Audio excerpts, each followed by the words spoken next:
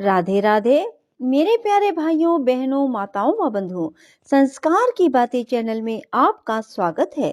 बंधुओं, आज इस सोमवार मैं आपके लिए लाई हूँ सोमवार की कथा, जिसे सुनने मात्र से भगवान शिव और माँ पार्वती की कृपा आप पर बरसने लगेगी। बंधुओं, इस कथा को सुनने मात्र से भगवान शिव शंकर भोलेनाथ अपने बच्चों की हर मनोकामना पूरी करते हैं। जो मनुष्य भी इस कथा को सुनते हैं, उन्हें अनेक प्रकार के धन धान्य की प्राप्ति होती है और उन्हें समृद्धि की प्राप्ति होती है, उन्हें पुत्र पौत्र आदि की प्राप्ति होती है।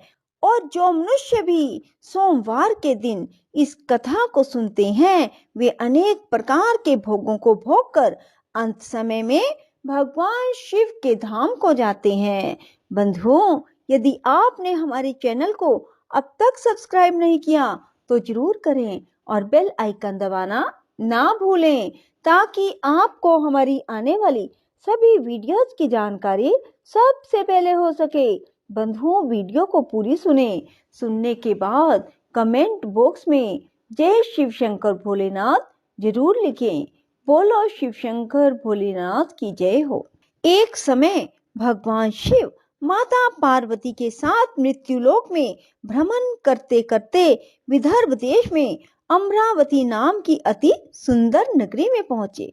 उसमें वहां के महाराज का बनाया हुआ अति सुंदर शिव जी का मंदिर था। कैलाशपति अपनी धर्म पत्नी के साथ उस मंदिर में निवास करने लगे।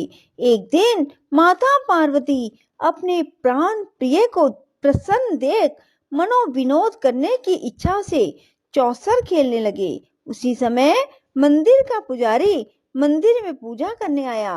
पार्वती जी ने ब्राह्मण से प्रश्न किया, पुजारी जी बताओ, इस बाजी में हम दोनों में किसकी जीत होगी? ब्राह्मण बिना विचारे ही बोल उठा, महादेव जी की जीत होगी। थोड़ी देर में बाजी समाप्त हो गई और पार्वती जी की विजय हुई। पार्वती जी ने ब्राह्मण को कुपित होकर कोढ़ी होने का श्राप दे दिया। कुछ समय में पार्वती जी के श्रापवश पुजारी के शरीर में कोढ़ पैदा हो गया और वह अनेक प्रकार से दुखी रहने लगा। इसी तरह से कष्ट पाते पाते बहुत दिन बीत गए। एक दिन देवलोक की अप्सराएं शिव जी की पूजा करने उसी मंदिर में पधारी और पुजारी से रोग का कारण पूछा। पुजारी ने निसंकोच सब बात उनसे कह दी। तब वे अप्सराएं बोली, हे पुजारी, अब तुम अधिक दुखी मत होना, भगवान शिव जी तुम्हारे कष्ट को दूर कर देंगे। तुम सब व्रतों में श्रेष्ठ जो षोडश सोमवार व्रत है, उसको भक्ति के साथ करो। तब पुजारी अप्सराओं से हाथ जोड़कर विनम्र भाव से षोडश सोमवार व्रत की विधि पूछने लगे। अप्सराएं बोली, जिस दिन सोमवार हो उस दिन भक्ति के साथ व्रत करें, स्वच्छ वस्त्र पहने, आधा किलोग्राम गेहूं का आटा लें, इसके 3 भाग करके चूरमा बना लें, घी, गुड़, दीप, नैवेद्य, पूंगी फल, बेलपत्र, जनेऊ, चंदन, अक्षत, पुष्प आदि के द्वारा प्रदोष काल में भगवान शिव का विधि से पूजन करें। इसके बाद चूरमा में से 1 भाग शिव जी को अर्पण करें, बाकी के 2 भाग शिव जी का प्रसाद समझकर उपस्थित जनों में बांट दें और आप भी प्रसाद ग्रहण करें। इस विधि से 16 सोमवार व्रत करें। इसके बाद 17वें सोमवार के दिन 1.25 किलोग्राम गेहूं के आटे की बाटी बनाएं, तिल में तदनुसार घी और गुड़ मिलाकर चूरमा बनाएं, शिव जी का भोग लगाकर उपस्थित भक्तों में बांटें। पीछे आप भी परिवार सहित प्रसाद लें तो भगवान शिव की कृपा से उनके मनोरथ पूर्ण हो जाएं। ऐसा कहकर अप्सराएं स्वर्ग को चली गई। ब्राह्मण ने यथाविधि षोडश सोमवार व्रत किया और भगवान शिव जी की कृपा से रोग मुक्त होकर आनंद से रहने लगा। कुछ दिनों के बाद जब फिर शिव जी और माता पार्वती उस मंदिर में पधारे, ब्राह्मण को निरोग देख पार्वती जी ने ब्राह्मण से रोग मुक्ति का कारण पूछा। ब्राह्मण ने 16 सोमवार व्रत कथा कह सुनाई। अब तो पार्वती जी अति प्रसन्न हो ब्राह्मण से व्रत की विधि पूछकर व्रत करने लगी, जिसके कारण उनके रूठे हुए पुत्र स्वामी कार्तिकेय स्वयं माता की आज्ञाकारी हुए। कार्तिकेय को अपने विचार परिवर्तन का रहस्य जानने की इच्छा हुई और माता से बोले, हे माता जी, आपने ऐसा कौन सा उपाय किया जिससे मेरा मन आपकी ओर आकर्षित हुआ। तब पार्वती जी ने 14 सोमवार व्रत कथा कहकर सुना दी।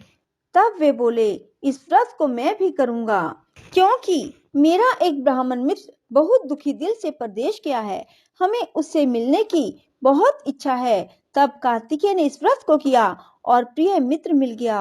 मित्र ने आकस्मिक मिलन का भेद कार्तिकेय जी से पूछा तो वे बोले, हे मित्र, हमने तुम्हारे मिलने की इच्छा करके 16 सोमवार का व्रत किया। कार्तिकेय जी के उस ब्राह्मण मित्र को अपने विवाह की बड़ी इच्छा हुई। उसने कार्तिकेय जी से व्रत की विधि पूछी और यथाविधि व्रत किया। व्रत के प्रभाव से जब वह किसी कार्यवश विदेश गया तो वहां के राजा की लड़की का स्वयंवर था। राजा ने प्रण किया था कि जिस राजकुमार के गले में सब प्रकार से श्रृंगारित हथनी माला डालेगी, मैं उसी के साथ उसका विवाह करूंगा। शिव जी की कृपा से ब्राह्मण भी स्वयंवर देखने की इच्छा से राजसभा में कोर बैठ गया। नियत समय पे हथनी आई और उसने जयमाला उस ब्राह्मण के गले में डाल दी। राजा ने प्रतिज्ञा के अनुसार बड़ी धूमधाम से अपने कन्या का विवाह उस ब्राह्मण के साथ कर दिया। ब्राह्मण को बहुत सा धन और सम्मान देकर संतुष्ट किया। ब्राह्मण सुंदर राजकन्या पाकर सुख से जीवन व्यतीत करने लगा।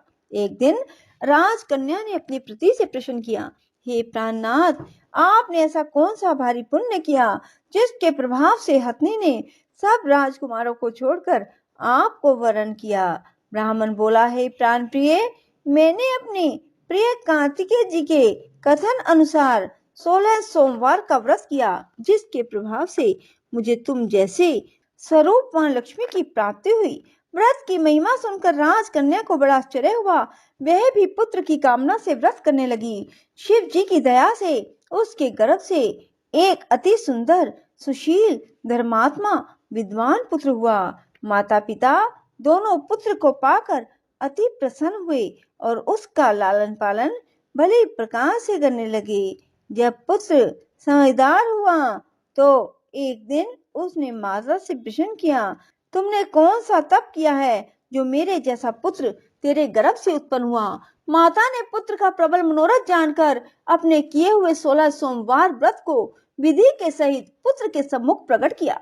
पुत्र ने ऐसे सरल व्रत को सब तरह से मनोरथों का पूर्ण करने वाला सुना तो वह भी इस व्रत को राज्य अधिकार पाने की इच्छा से करने लगा। इसी समय एक देश के वृद्ध राजा के दूतों ने आकर उसका राजकन्या के लिए वरण किया। राजा ने अपनी पुत्री का विवाह ऐसे सर्व गुण संपन्न ब्राह्मण युवक के साथ करके बड़ा सुख प्राप्त किया। वृद्ध राजा के देवलोक पधारने से यह ब्राह्मण बालक गद्दी पर बिठाया गया, क्योंकि दिवंगत भूप के कोई पुत्र नहीं था। राज्य के अधिकारी होकर भी वह ब्राह्मण पुत्र अपने 16 सोमवार व्रत को करता रहा और इस प्रकार इस लोक में सभी सुख भोगकर अंत में मोक्ष को प्राप्त हुआ। सोमवार और 16 सोमवार के व्रतों की इतनी महान महिमा के कारण ही यह व्रत इतना प्रसिद्ध हुआ, जो सबके मनोरथ सिद्ध करने में समर्थ है। राधे राधे, जय श्री कृष्णा। बंधुओं, यदि आपको हमारी वीडियो पसंद आए तो इसे लाइक करें और शेयर भी जरूर करें। धन्यवाद।